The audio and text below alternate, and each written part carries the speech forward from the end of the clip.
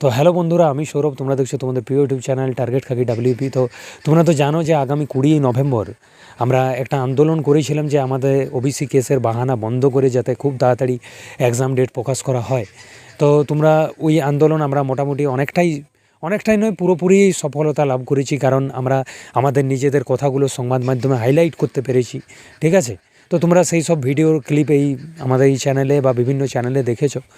আর তারপরে তোমরা অনেকেই বলছিলে যে দাদা তোমরা ডেপুটেশনে যাও, ডাইরেক্ট গিয়ে চেয়ারম্যান স্যারের সাথে কথাটা বলে তোমরা দেখো যে ব্যাপারটা। তো সেই মতোই আমাদের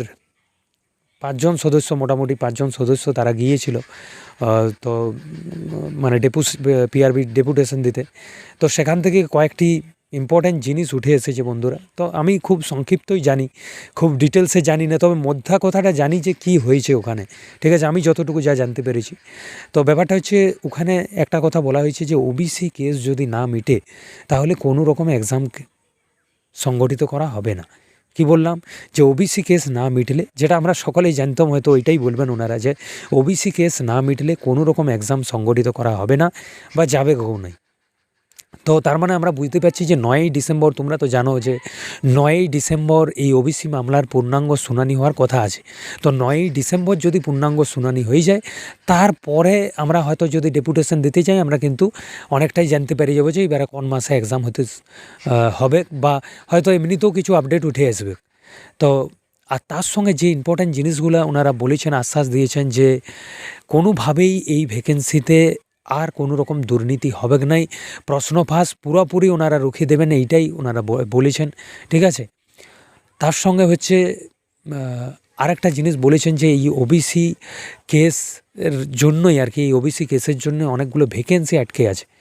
তো যদি এই ওবিসি কেস মিটে যায় তাহলে এই ভ্যাকেন্সিগুলি কিন্তু মানে পর হয়তো চলেও আসবে। আর এইটুকুও জানা গেছে যে ডাব্লিউপি কেপির আমাদের যে এক্সামগুলো আছে, সেই এক্সামগুলো হয়ে গেলেই, ডাব্লিউপি কেপির যে এক্সামগুলো আছে সেই এক্সামগুলো হয়ে গেলেই কিন্তু আমাদের পরপর যে ভ্যাকেন্সিগুলো ডাব্লিউপি এসআই যে সকল ভ্যাকেন্সি আছে আর কি, মোটামুটি সব ভ্যাকেন্সিগুলোই চলে আসবে। তো মধ্যে এই কথাগুলোই ছিল।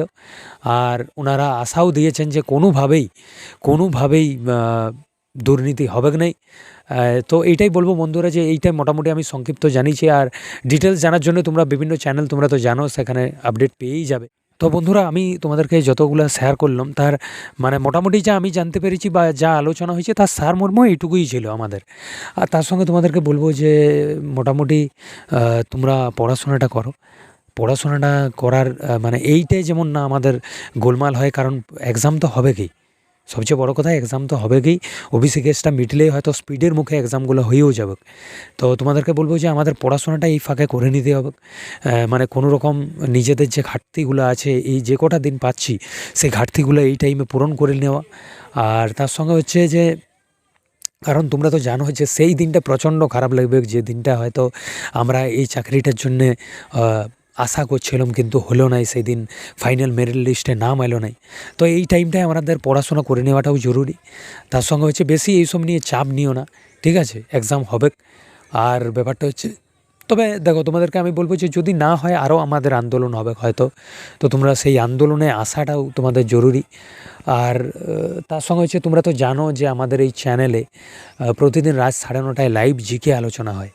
তো সেখানে এসেও তোমাদের প্রিপারেশানটা ঝালাই করে নিতে পারো। তো এইটাই হচ্ছে মুদ্রা কথা তোমাদেরকে বলছিলাম। আর তারপর সবচেয়ে দিনের শেষে মুদ্রা কথা হচ্ছে, আসল কথা যেটা, সেটা হচ্ছে পড়াশোনা করা। পড়াশোনা বন্ধুরা আমাদেরকে করে যেতে হবে। আমাদের চ্যাপ্টার ভিত্তিক বলো, মিক্সড প্র্যাকটিস বলো, সব কিছু করে আমাদের প্রতিটা যে সেই মানে প্রতিটা যে টপিকগুলো আছে সবগুলো রেডি করে নেওয়াই আমাদের লক্ষ্য। তো আর বেশি বড় ভিডিওটা করছি না। তো তোমাদেরকে জয় হিন্দ জানিয়ে আজকের ভিডিওটা শেষ করলাম। তো জয় হিন্দ বন্ধুরা।